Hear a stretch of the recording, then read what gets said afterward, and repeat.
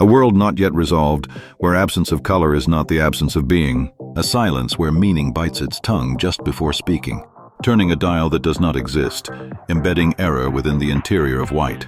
A balance, perfect and therefore broken, begins to breathe only through the slightest distortion. No start occurs. It only seems to have happened. Causality hasn't signed the contract yet. Time doesn't advance, only continues its sideways skid pretending to retreat. Reality arrives lighter than shadows, slower than concepts.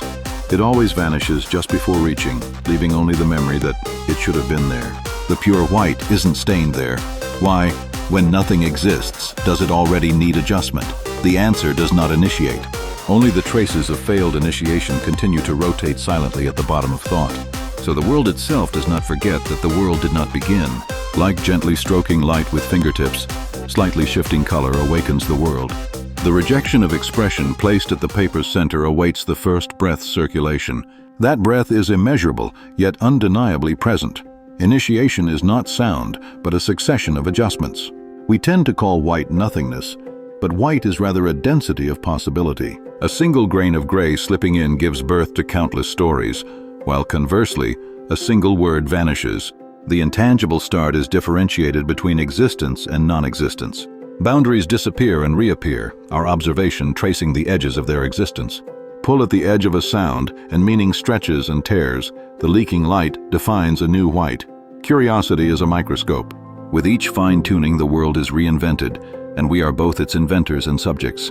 Initiation is never complete, for wishing for completion itself is an act of coloring. So today, too, I gently touch the pure white and shift it just a little. It is both prayer and experiment. A cocoon of contemplation, pregnant with supreme silence. This pure white is not merely the absence of color, but the zero that emerges when all possibilities reach saturation. To this is added the intellectual audacity of fine-tuning. At the threshold of existence, one must always confront excessive blankness. It is the white that burns the retina, the extreme end of optical purity, not a page written with nothing, but the visage of absolute affirmation where everything was simultaneously inscribed, only to cancel each other out and thus return to complete blankness.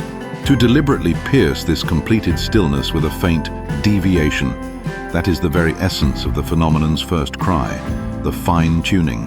With the razor of logic, we strip away homogeneous nothingness. Into immaculate, colorless void, we introduce the faint shadow of doubt. Then absolute uniformity collapses, and a gradient of meaning emerges. This is an ontological fluctuation, an instant where nothing truly exists, yet only the premonition of motion dominates space. It is the moment when a gear without gravity begins to spin idly in the conceptual vacuum.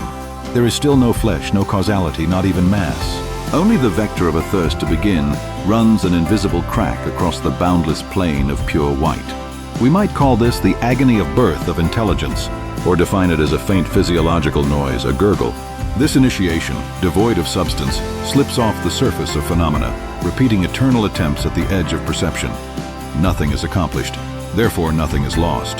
Within this realm of finely tuned white, our thoughts silently execute the virgin breath of an entity without transcendent substance. Even if this very text is merely the first step of an elaborate fiction, crafted solely to stain that white.